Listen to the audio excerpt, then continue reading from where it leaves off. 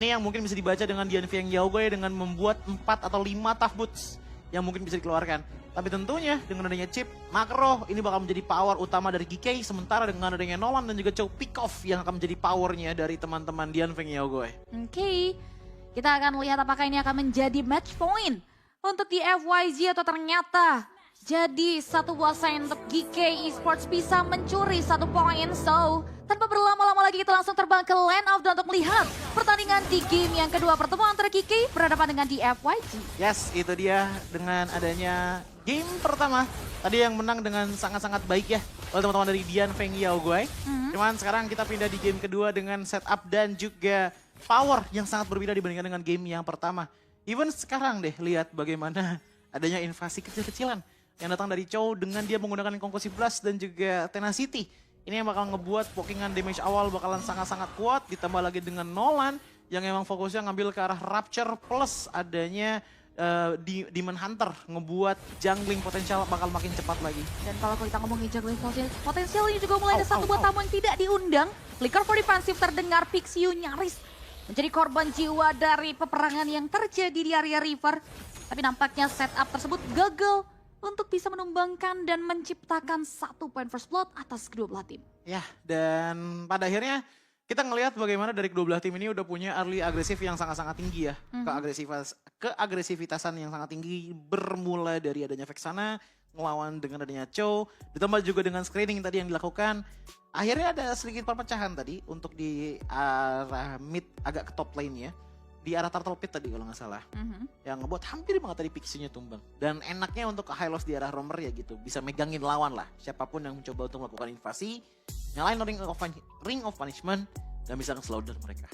Iya, itu jadi jawaban. Walaupun tadi ya mahalnya trigger-trigger dari opsi battle spell-nya aja ya. Tadi ada flicker-flicker yang terdengar. Jadi satu modal awal juga untuk menindaklanjuti setup selanjutnya. Tapi itu early pressure yang apik ya memang karena melihat adanya melihat dengan adanya chips juga ditambah Chow, ya power early game itu emang harus dibawakan oleh kedua belah tim.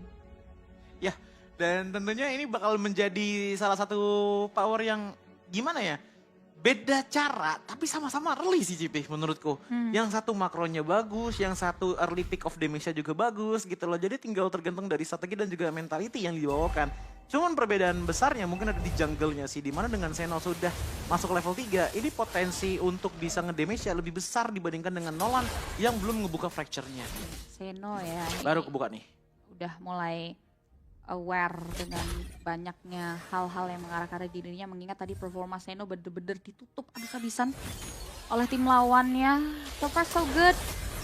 Tidak ada lagi-lagi resource yang dikeluarkan, bahkan ketika Shen tadi sempat menjadi target sasaran sosok Z ya di area mid lane-nya. Dan masih checking ke area bush aja ini ya, screening moment dari di FYG untuk menyikapi Turtle juga karena udah ada 15 detik tadi arus yang membawa Turtle mungkin akan menjadi perebutan dan taman bermain bagi kedua belah jungler. Nah tinggal lihat aja nih dari segi positioningnya Chow aja terlebih dahulu. Pixiu ngambil lewat belakang, tipis-tipis tapi ingat belum level 4. Yes, Glorious Pathway nampaknya menjadi satu buah pembuka tim fight di area Turtle pertama. Di follow up lagi Degaria, Revitalize yang sudah mulai aktif untuk sustain damage yang diberikan oleh pemain-pemain dari DFYG. Teori ancaman dari satu buah Shenpao. Dan nampaknya kedua belah tim memilih untuk kembali reset for sure. Oke, Glorious Pathway yang menurutku agak sedikit kurang on point ya, agak sedikit early. Karena tadi ngebukanya tuh pas momennya Turtle-nya masih banyak banget HP-nya, jadi nggak ada kontes tekanan lagi dari Dian Feng Yaogue. Nggak ada yang namanya teknik-teknik nanggung, tapi ada Spear of Destruction. Entah connect ke arah Julian apakah teleport, dan ternyata nggak teleport dan Turtle pertama diamankan oleh Dian Feng Yaogue. Ada satu spill yang tadi jadi gerakan yang wise ya buat DFIG sebetulnya dengan area Spear of Distraction. Mereka tahu posisi Seno jauh dari Turtle yang membuat akhirnya DFIG dapetin free Turtle-nya. Jadi modal awal yang enak banget sebetulnya buat DFIG bisa memberikan setup kompensasi lainnya seperti yang kita udah lihat dengan area Pixiu, Dwarf to Regen di follow dengan area Prince Glacier membuat akhirnya Seno lagi-lagi tumbang menjadi korban pertama. First blood diamankan. Serangan balik coba untuk mulai dilontarkan, tapi lihat bagaimana tidak ada pertukaran yang bisa dimaksimalkan oleh pemain-pemain dari GK Esports. Ya, dan untuk sekarang adanya 1 poin kill didapatkan menuju ke arah Seno. Ini akan ada sedikit bumbu-bumbu flashback terjadi di game pertama kah? Karena Seno yang tumbang otomatis ini bakal ngepotong banget jungling potensialnya. Even satu kali tumbang saja, ini invasi ke arah jungle-nya, owning ke arah jungle-nya bakalan berkurang dengan sangat-sangat drastis. Kita akan lihat dari segi bagaimana gameplay Chow Pixiu yang akan dijalankan. Karena ini lihat, udah mulai masuk ke teritorial teman-teman dari GK tanpa adanya rasa takut sama sekali. Ya, ini agak sedikit perbedaan ketika Chips juga sebenarnya bisa mainin karya pressure tersebut ya. Tapi dari Shen dengan adanya early power, modal awal dari DFYG akhirnya setup tersebut ketutup. Dan space farmingnya juga bakal terbatas tentunya untuk sosok Karvi itu sendiri. Dua Dragon kembali menghantui karya Shen. Tapi nampaknya space yang diberikan membuat gold platingan pun diambil hingga dengan habis di area sisi bottom lane. Yap, dan ini akan nge-boosting juga powernya dari Lung. Walaupun dia dari segi KDA masih di angka 000, harus diingat bahwa satu turtle telah diamankan juga untuk teman-teman dari Dian Feng Yaoguai. Secara nggak langsung nge-boosting juga power capability dari laningnya. Yang kedua adalah bagaimana Khalidnya juga bisa melakukan banyaknya rotasi. Apalagi dengan adanya first item priority menuju ke arah Thunderbelt. Defense sudah mulai ada, damage sudah mulai ada. Tinggal bagaimana setupnya dengan Yuan menurutku yang bakal ngebuat penentu siapa yang akan megang turtle kedua. Ini resiko yang bakal diambil kan oleh teman-teman dari GK atau mereka coba untuk cari pertukaran lain. Karena sejauh ini masih belum ada kompensasi yang ideal untuk teman-teman dari GK Esports. Bahkan goldnya sudah mulai dipimpin, turtle-nya kembali reset. Lagi-lagi dua Dragon dari Pixiu. Enggak ada Creation yang membuat Creation tumbang. Dan nampaknya Eternal God juga nampaknya tidak menjadi hambatan. Gencatan senjata sudah mulai terjadi tapi di FYG mereka memilih untuk mundur kembali. Ya, pelan-pelan Pixiu mencoba untuk cari positioning. Di belakang juga Long, ini udah mulai menutup banget, udah mulai ngejepit banget setup dari Dian Feng Yaoguai dan tetap dipaksakan. Sudah mulai terkikis tipis-tipis dari Pixiu-nya ya, yang membuat mereka bakal ngurungin niatnya ya, karena Pixiu-nya harus pulang dulu. Tengahnya di-push. Dan tengahnya masih belum ada yang aware akan hal tersebut. Fokus dari GK Esports justru mengarah ke area turtle dan harusnya turretnya masih bisa ditahan oleh teman-teman dari GK Esports. Iya, tapi bagaimana dengan di bottom lane? Karena setengah darahnya sudah menghilang dan Dian Feng Yaoguai juga tadi emang backup untuk nggak bisa langsung ngambil ke arah turtle keduanya. Sementara masih tetap diuntungi oleh teman-teman dari Dian Feng Yaoguai. Cuman menurutku GK Esports setidaknya bisa dapetin something advantage lah dibandingkan dengan adanya kill point yang udah aman banget nih dari Dian Feng Yaoguai. GK masih belum dapetin 1 poin kill sama sekali soalnya dan bakal nahan mereka untuk punya uang lebih melawan counter setup dari Dian Feng Yaoguai. 2000 gold different ya, leading dari teman-teman di FYG. Dan sejauh mata memandang gitu, Karvi nggak dapetin space farming yang aman. Pixiu-nya terus menghantui ya dengan serangan-serangan megangin kaki sang jungler dari Seno.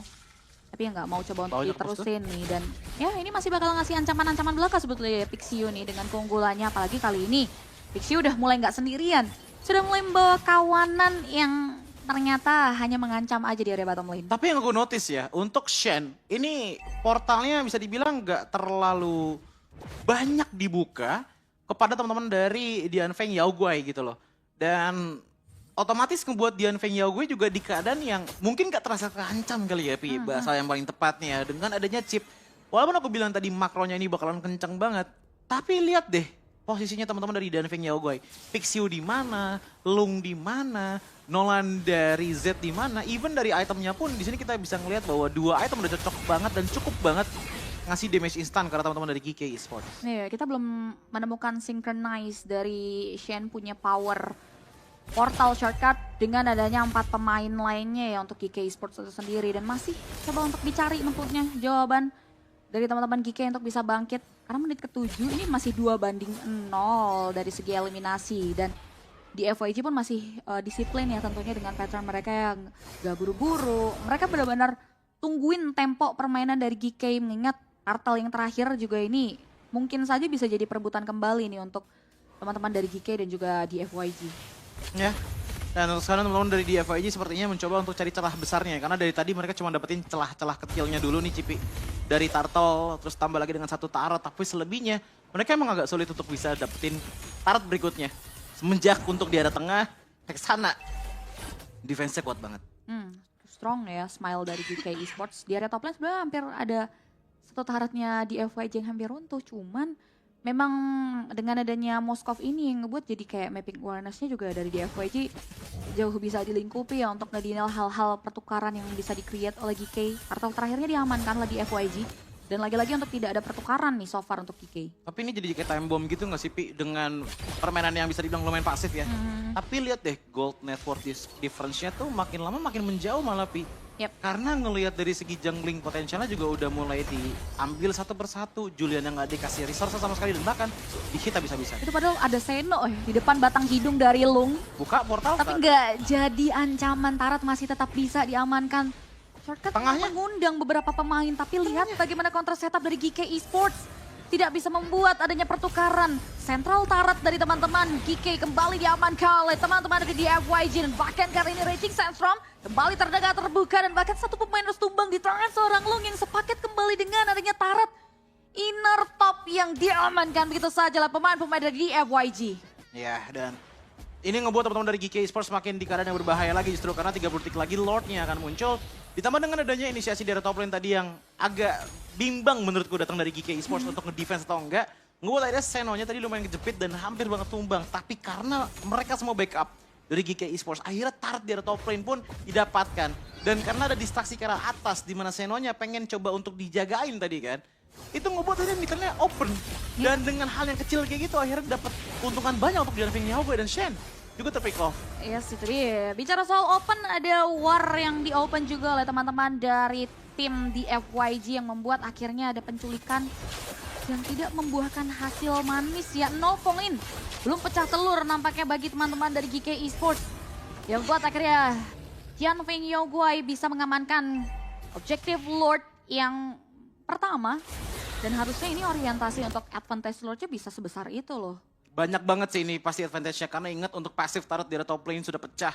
Di arah bottom masih ada tapi ingat Lordnya berjalan di arah top lane dan ini bisa menjadi sebuah distraksi juga Cipi. Untuk adanya push di arah yang berbeda dari arah mid ataupun di arah bottom lane Taratnya. Apalagi dengan minion yang berjalan sendirian, lihat tuh. Dia udah bisa ngambil satu inner Tarat. Ya, dan Project Glacier sebagai pembuka team fight yang disusul dengan Glorious Pathway yang sudah digelar oleh pemain-pemain dari GK Esports. Keluar begitu saja oleh Samo. Dan nampaknya tidak begitu mengancam pemain-pemain dari DFYG yang masih bisa nge-reach satu base Tarat di area top lane. Lord harusnya masih bisa di-handle. Masih dengan permainan disiplin dari pemain-pemain DFYG untuk bisa masuk perlahan ke area lini pertahanan terdalam. Lagi-lagi dibuka dengan adanya satu buah serangan yang diberikan oleh KLPG. 2 base Tarat tumbang mengarah ke area 3 base yang akan coba untuk diruntuhkan oleh teman-teman dari DFYG. Ya, dan ini ngebuat akhirnya satu base Tarat saja yang tersisa untuk di area bottom lane ya. Kita melihat untuk defensive manuvernya agak sedikit sulit dengan Bruno. Bruno adalah tipikal hero yang kuat banget untuk melawan hero lainnya. Namun untuk defense jelas dia akan berbeda dibandingkan dengan adanya power dari Harith, Beatrix, even Cloud. Tapi akhirnya dibuka portal di tempat yang kurang enak. Flicker for defensive, Spear of Distractions, di follow up lagi dengan Raging Sandstorm. Lihat bagaimana Seno tumbang. Dan bahkan kali Flicker for offensive juga mulai dikeluarkan begitu saja oleh seorang Luke dari DFYG. Buat akhirnya 2 pemain tumbang. Lihat bagaimana line up dari GK Esports terporak-poranda. Nampaknya teman-teman dari DFYG bakal coba untuk memaksimalkan wave minion yang sudah mulai masuk ke teras rumah. Stop bakal diamankan dan tidak ada yang bisa menghentikan